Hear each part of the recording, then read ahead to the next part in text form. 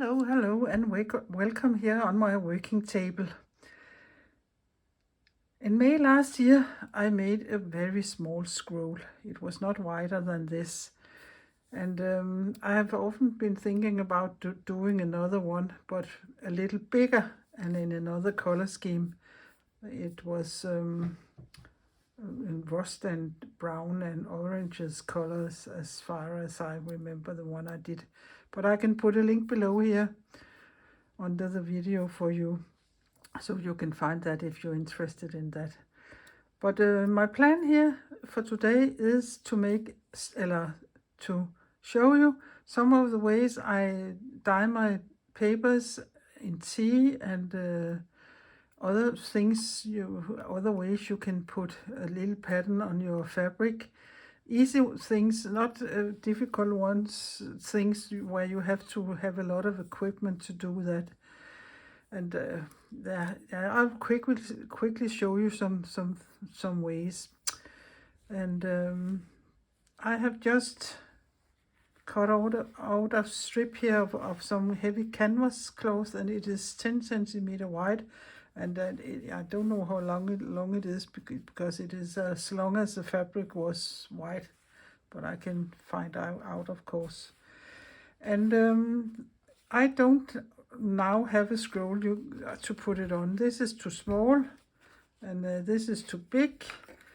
So I will have to go, and that is the thing to consider. If you have a scroll you want to use, then you must cut your long strip up in the width of what you have for spools.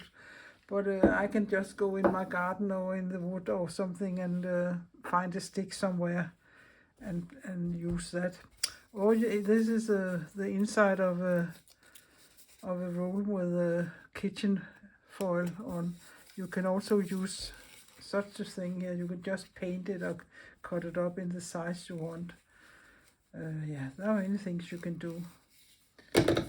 But that is the plan for this video, starting up, showing you some easy ways to put a pattern on your fabrics and the layout of the scroll. And then there will be a part 2 about stitching on the base layer here when I've done it.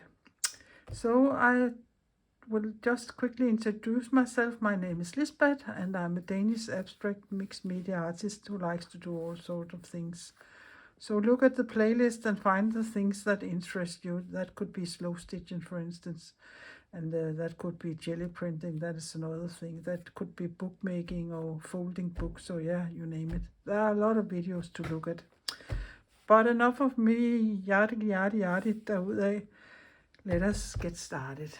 Here I have a baking tray, and I have filled it up with a boiling water and put some tea bags in it, and let the tea bags be there for a couple of minutes. And the more tea bags you put in, the stronger color, of course, your teapot will, not teapot, but your tea bath would get. And the only thing I have done is put a lot of different fabrics in, and they look like this. This is a jelly print with textile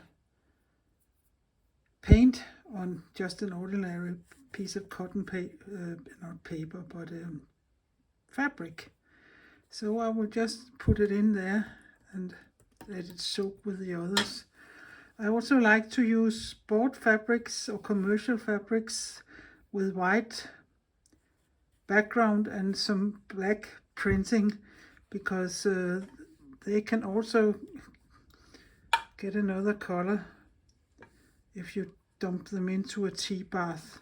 You could also do this with coffee, but I think tea is working better. And now there is so much here in my bath, and it is not so hot anymore, so I can stick my fingers in it. And I have taken my long sleeves off because I don't want to get tea on my sleeves. But I will just let them be there for an hour or so. It depends on on what color you like, and of course depending on what kind of tea you use. I drink Earl Grey most of the time, so this tea is Earl Grey, so it smells lovely. But if you drink black tea, perhaps you could get a darker color, or if you drink green tea, perhaps again you will get another color. But I will let it soak in there, and when I think they have got enough, I will take them up and just there isn't any loose tea leaves here, so I will just take them up and squeeze the most of the liquid tea out and let them dry flat, and then perhaps I will iron them so they will be flat again. But most of the things that's in here is jelly prints or my own prints with botanical stuff on, because I want to use them here in this scroll. And yeah, that's another story, how to print jelly print with leaves, but that must be for another video. But on with let it be there for an hour or so. So now it has been there for an hour or so, so I will just show you quickly one of the pieces. I will take it up here and remove that here, and I have a towel here, and then I will just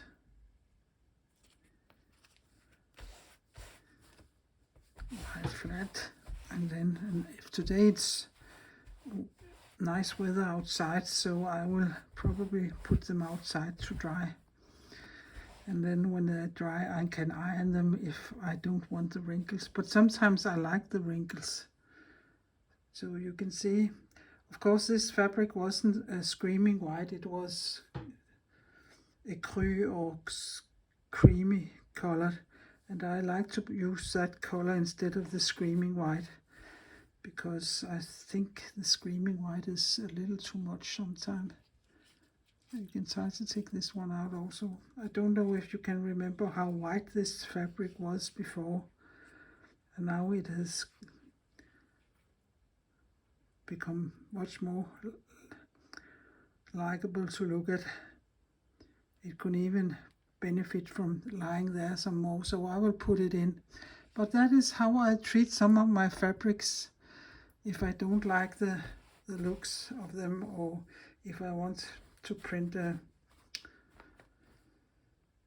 specific thing, in this case leaves, yeah, that's the way you can put some other color on your fabric with tea or coffee. So all my pieces are dry and ironed, and I have a lot to choose between here. And you can say, yeah, I don't know if I have a piece of fabric how the color was before I put it in tea, but it has another color, and I think I like this here. So there is a lot to choose between here for my scroll. And my tea bags here are now inside this little ball.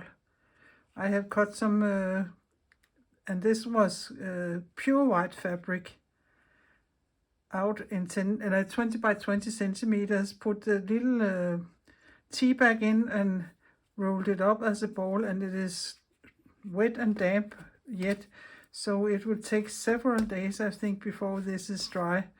Yeah, there isn't any sun today, but if there was, I would have put it outside in the sun, and then perhaps it would have dried a little faster. But this is not about getting it, do it fast, because I don't think that, I don't take a heat gun or something and do it. It must take its time and use the sun if there's a sun. But that is just showing you how they look, and I don't think these pieces will go in my scroll here, because now I will start to make the scroll,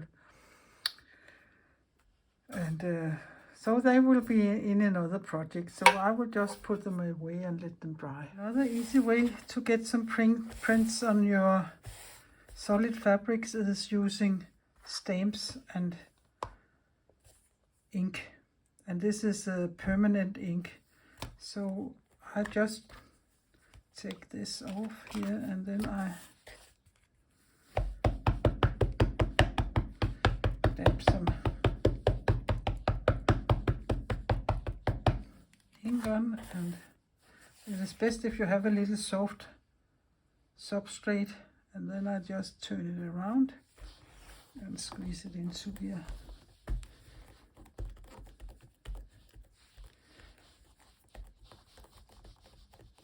And I don't mind if it isn't perfect, but then there you have a nice print on your fabric, and let it sit there for a couple of minutes, and since it is permanent, it won't run or anything if you put water on it, but I have no intention of putting water onto this, but yeah, that is another way to do a little about some solid color fabric with your different stamps, if you have that.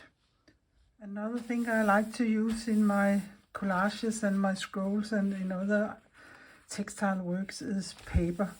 And paper I have printed or painted myself, and this is ordinary copy paper I have printed with acrylic paint, and then I use the Momigami way, and I will put a link below in the description box how to make papers so they nearly feels like fabric. And you just start to crumble them up, and you squeeze, but you can see more of that video. But if you have done that for quite a while, you will end up with a piece of paper that has shrinked very much, and when you know when you're done, when it feels like you're touching a piece of fabric and not a piece of paper. And I like to put smaller pieces of this paper. I can easily tear it to smaller pieces and put it into my collages. And that gives us some texture and another look. So this isn't done yet because it's a little stiff still, but it is just keep on squeezing. And again, this technique is called Momigami, an old Japanese technique. But look at the other video. I will use a piece of that also in my scroll. So beside these leaf prints with tea and some stamped fabric and my Momigami paper, I have been digging around in all my different boxes and picked out some fabrics I think perhaps could look nice in this scroll, and they are all sorts of different things. Here are some strips from, I think they are painted with a watercolor, and these two pieces are like the one in the tea bath, white, screaming white fabric. There's a commercial fabric that has been in the tea, and some different jelly prints and some strips of different things.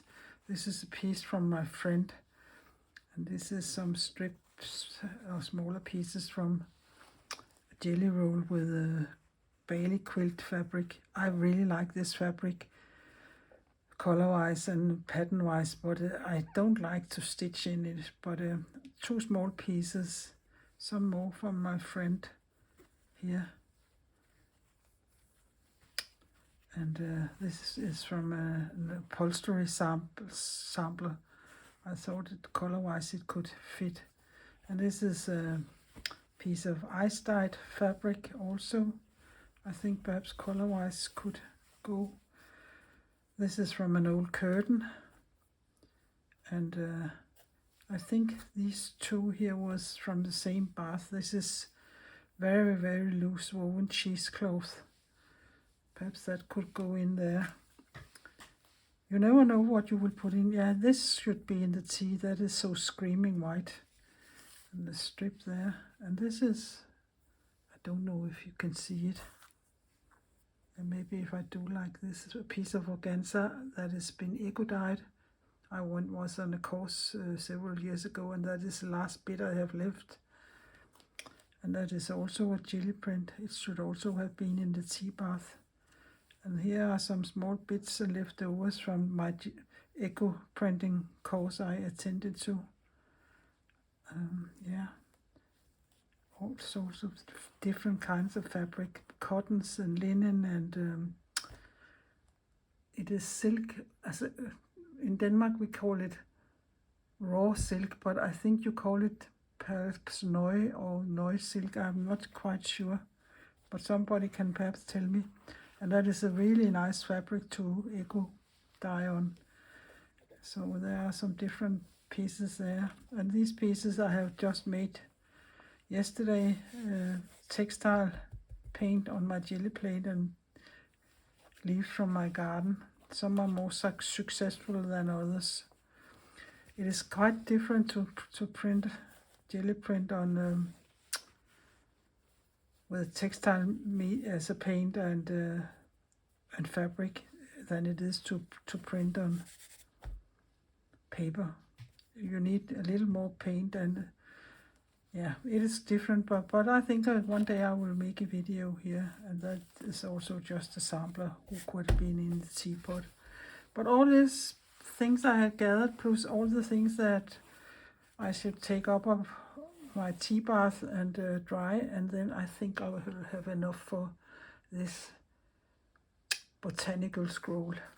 Okay, I have just quickly measured this up, and it is 1.5 meters. And I will use some of the fabrics I have showed you how I have done, and some other fabrics too. But basically I want this to be a floral botanical look. This scroll should have. So I think I will see if I can find one of the leaves, and yeah, you can consider before you start if you're keeping it as a scroll and look at it as a scroll you are rolling in and out, because then I think the image would be nice this way. But if you know you're going to hang it from the wall and down, I think I would put it this way, because then you look at it this way. So that is the thing to consider if there are images on that you want to see what is. If you're doing it totally abstract, it doesn't matter. But in this case here, I think it matters. And I know I won't be hanging mine on the wall because I have not much room left on my walls. When you're someone like me who do a lot of things, I could easily go overboard and plaster my whole house into things I have been doing, but I haven't. I like to have some white spaces because there are so many things going on in my head, so I like a good white wall. And of course I also like art on my walls, and most of the things I have hanging on my walls are not my own but other people's works. That is a little funny, but that is the way it is. But let us see here. We can see here we should start with such a little leaf here. And I will just make the fabric a little smaller than the frayed edges is here. So I will, and I won't do turn edges because I will be sewing over them and so on. So I will just. And I really like this sound here. That is a great sound. I always tear my fabrics, but yeah, I just have been teaching here during the summer at a summer school in some creative embroidery, and there was a student there who was a quite good art quilter, and she was nearly dying when I torn the fabrics, because in her opinion you should cut your fabrics.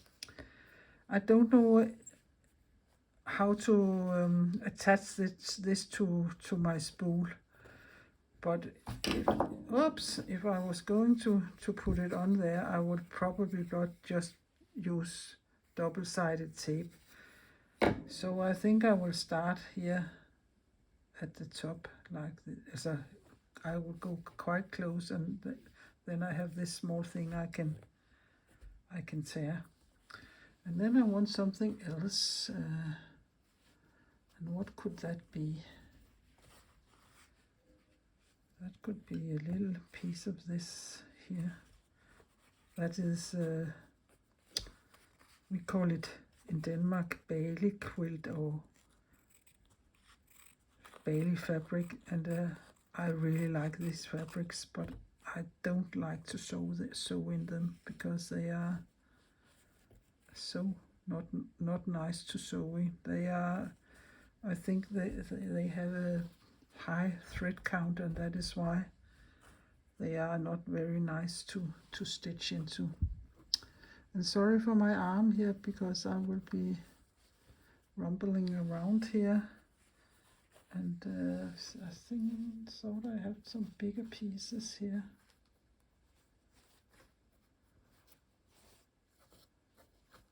And this here, could we take a piece of that? Color-wise, I think it is quite nice.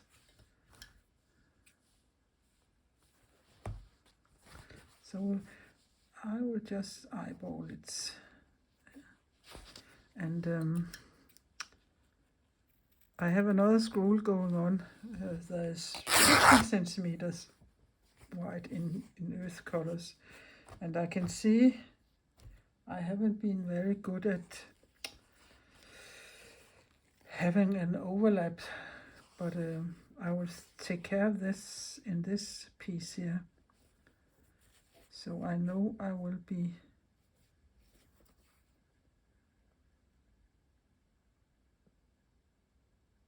overlapping with about a centimeter, I think, or so.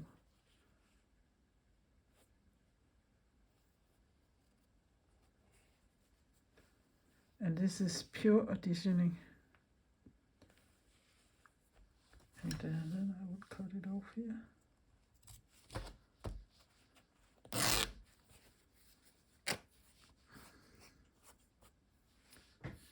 And then I don't like, and I mind frayed edges, but if you don't overlap them there, you will probably see something of this here, and I don't think that I want that. Yeah, that is exactly fitting in there, but color-wise I don't know. Perhaps I can save it for later.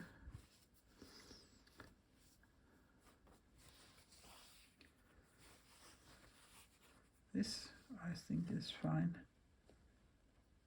And that is a piece of fabric my friend who gave me all her leftovers has dyed with Prussian, I think it is. And then I will go a centimeter over there, like that. And let us see if we can find another leaf of some kind.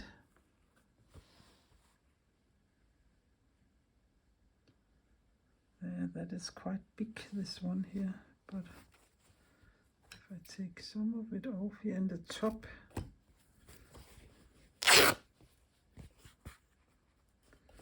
I know some of you perhaps think this is a waste of fabric, but I can't see any other way to do it than going bigger and use the scraps as they are. But I have made these specific for this scroll here, and all these pieces, I won't throw them away. I have a basket I throw them in, and this, perhaps you can use them in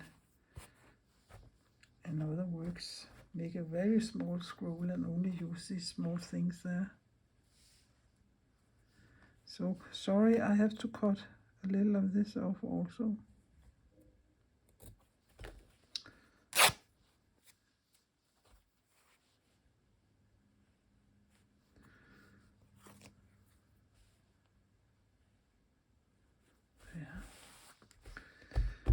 And I have been out and I have finally got my hands on these small pins here instead of these big other pins. So I will just pin it down. And that is the way I will do it all the way through here on my scroll. But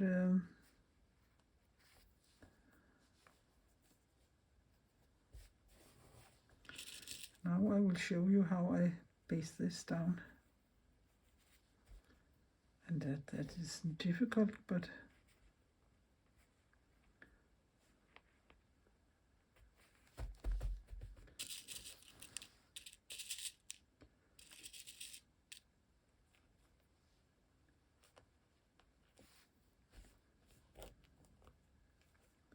and again secure that I have made about a centimeter in an overlap. I don't know what that is in inches, but I can show you here. This is a centimeter. Oh, yeah. Is there anything saying what it is in?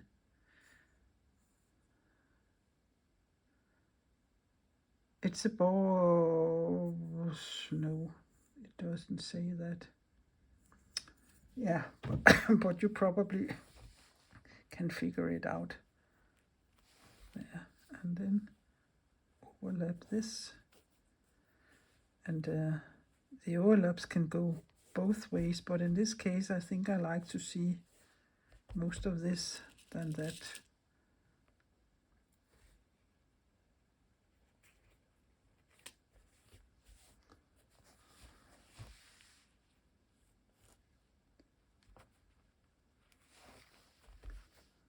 There. So I will take a thread I think could look nice here on my fabric, and that was a very big needle, and I don't want a big needle. I want the smallest needle I can see and thread, and I can tell you my eyesight isn't what it has been, but what the heck, I'm turning 70 next year, so and I do have glasses, but as my hobby is saying, if you continue getting stronger and stronger glasses, next time you will have a, yeah, what is it called? A dog to lead you. In Danish it is called en førerhund, but a service dog perhaps I don't know what it's called in English, but yeah, now I will show you how I will invisible baste this down, and that isn't very difficult.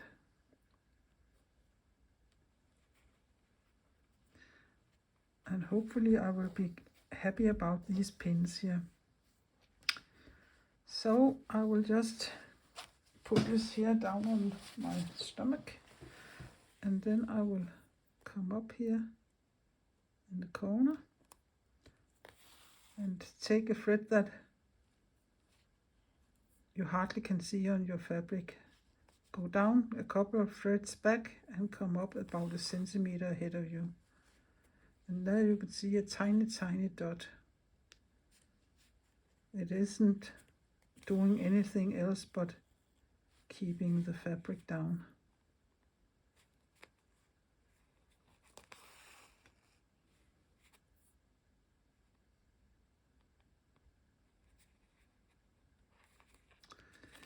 Personally, I wouldn't do this in a hoop because I think it is too small and too difficult to put in a hoop, but some of you perhaps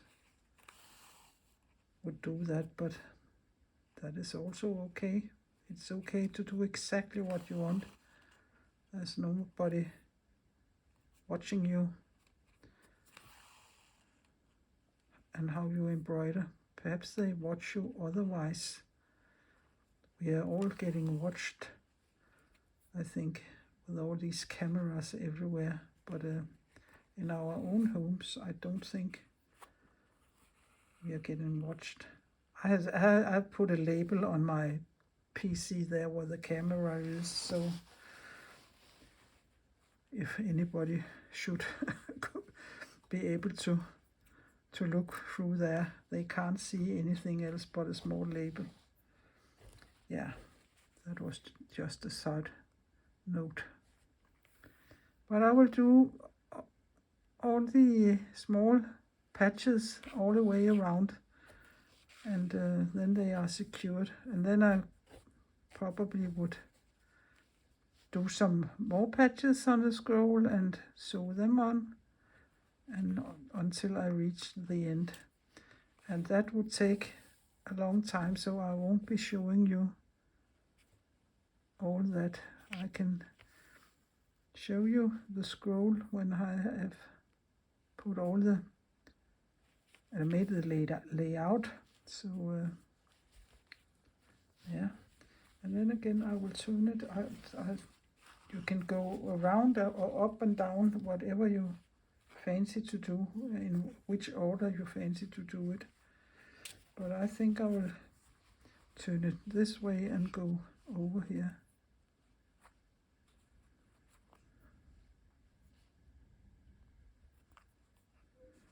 The only important thing here is that your fabrics are lying flat and they not are bobbling, and it isn't so much about if they are lying straight. It's more about they have to lie flat.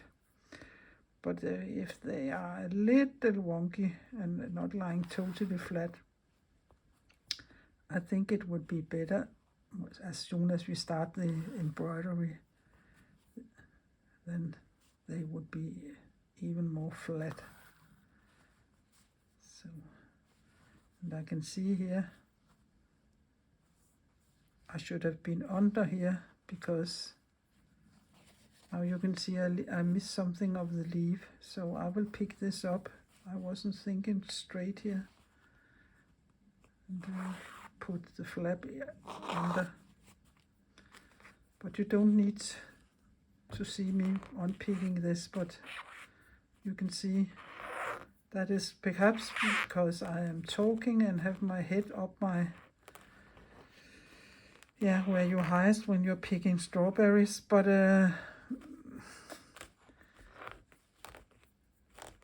yeah, I will pick this up and put it under and show it to you. So all this is spaced down now, and you can see it isn't running anywhere.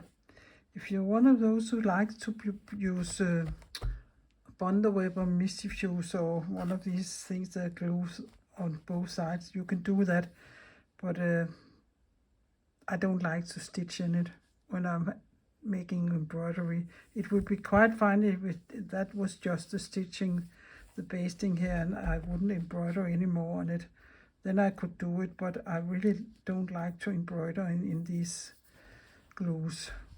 And there's a little wobble there, but that would disappear when I start sewing. So I have packed my needle up here and my thread, because I will probably sew from there, so I can start there. And I was thinking, I have this strip here with some Japanese writing. It was an old what is it called? Something you put on your table, a tablecloth perhaps. It was white, and again I put that in the tea. So it got another color that looks like this. Oh, it starts some heavy raining now. You can perhaps hear it here on my window. But I will put that there. And then I was thinking about What was I thinking? I have this here, just a small piece of that.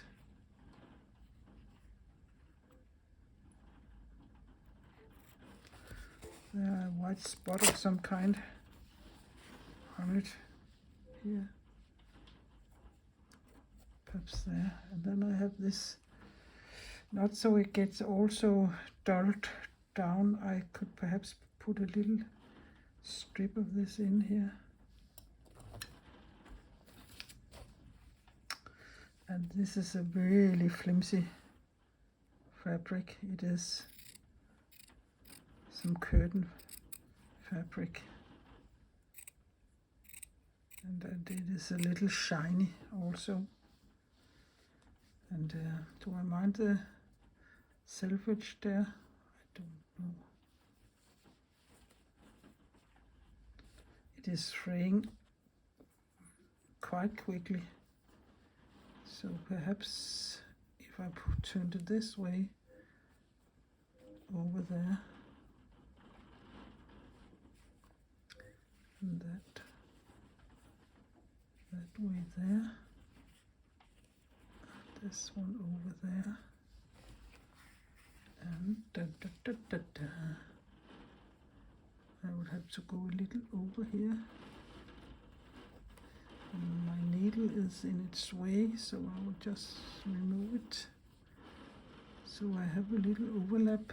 I'm getting wiser with these overlaps. I have done too many small overlaps here in the past, so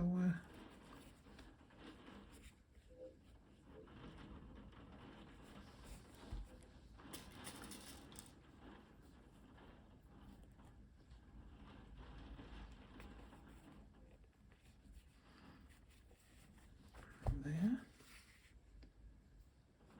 And this one, I think I will make a bigger overlap here.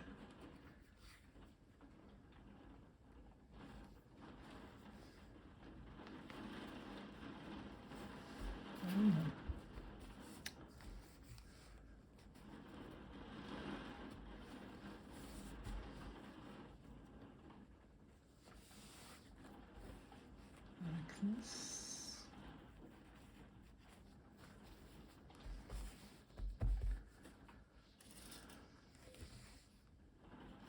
Ouch!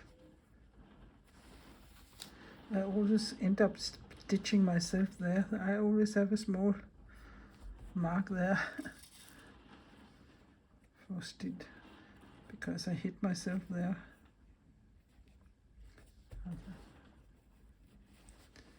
And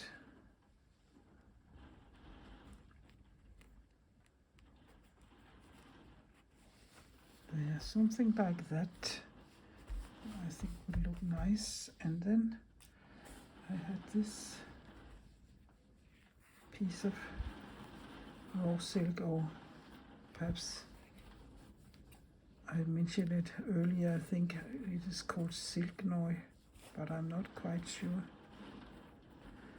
Do I want this side up, or do I want this side? I think I want this side here again.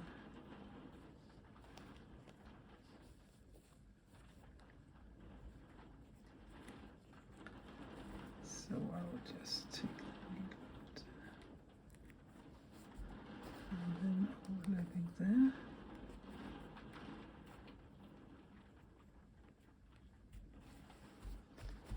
Take that one off there.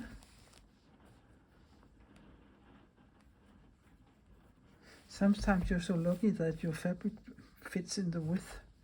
And yeah, I was that here. And yeah, perhaps a piece of this so it gets a little color somewhere. And then again, I can see I'm overlapping there, and I want to see most of this leaf, so I think I will turn it the other way around, because then I can see more of the leaf.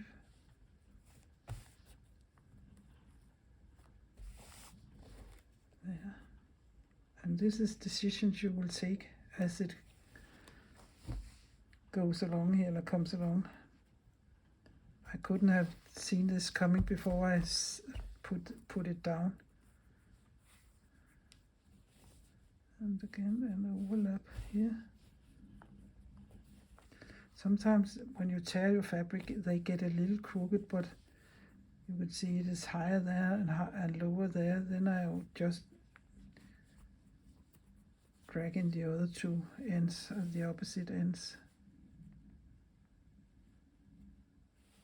There. Put that down.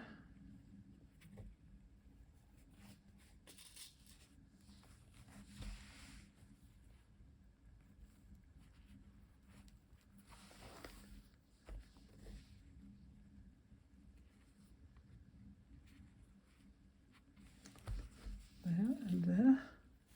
And then I can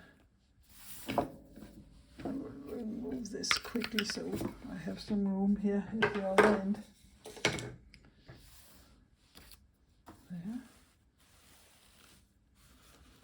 Like that. And now I perhaps want something wider. Let me see here. What about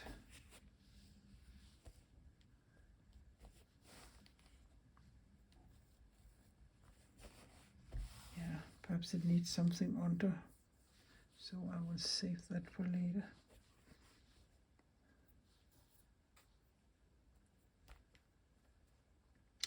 But this could work. So again,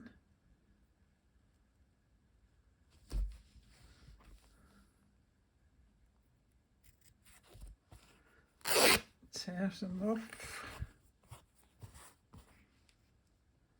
Yeah, that's a little too big still.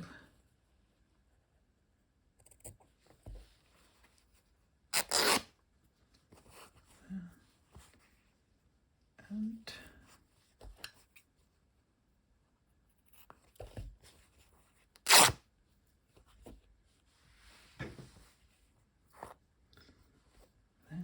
there.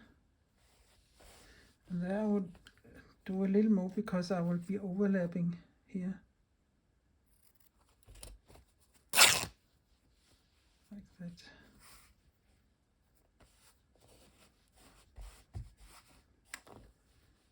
If you have leftovers that are smaller than this, you just go smaller. You don't have to do it in this size I'm doing it.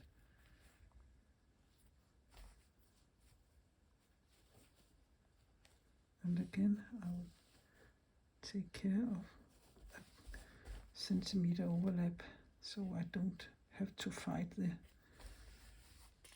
white background.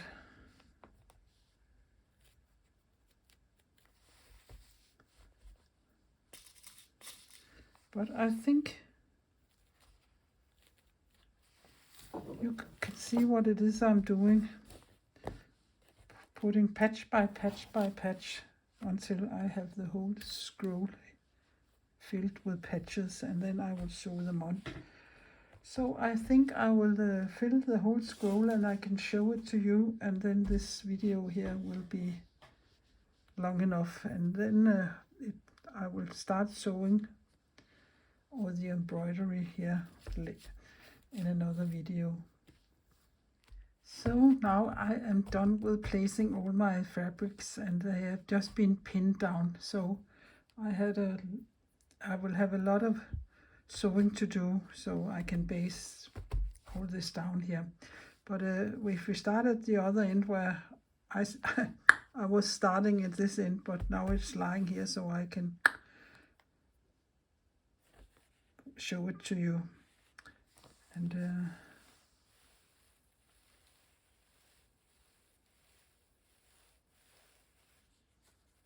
you can see they are all kinds of size of patches, and in all these greenish ochre colors. it is quite funny to make this. It is like making collages, in fact.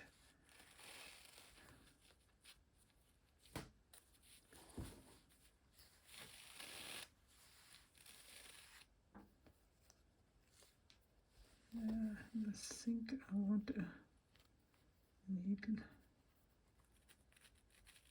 there. I really have tried to be careful with the overlaps,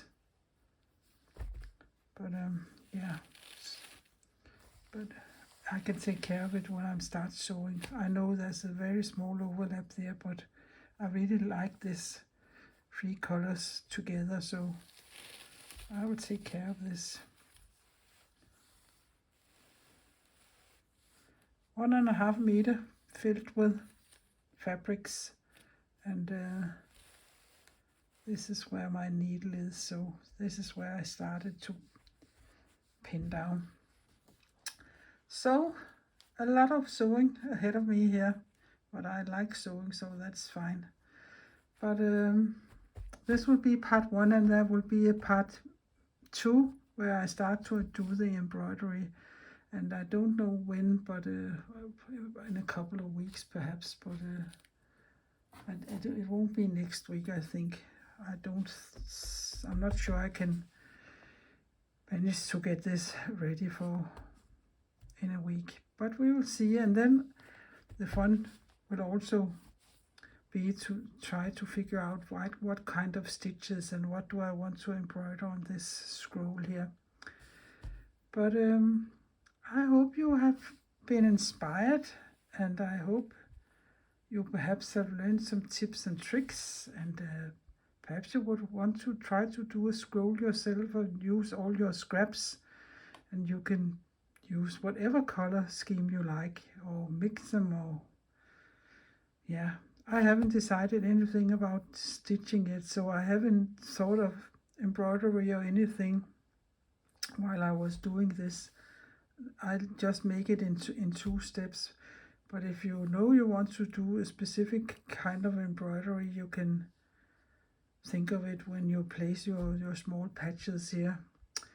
But else I would just say, please, if you like what you have been seeing, give my video a thumbs up, or consider subscribing my little Danish channel. That would be appreciated very much. And else I will only say, please be creative, and please take care, and please be nice to each other. That is awful things that are going on here around the world these days. So the only thing we ordinary people can do is be nice to each other. But I will see you again for part 2 in this scroll with a botanical theme. Bye bye, farvel.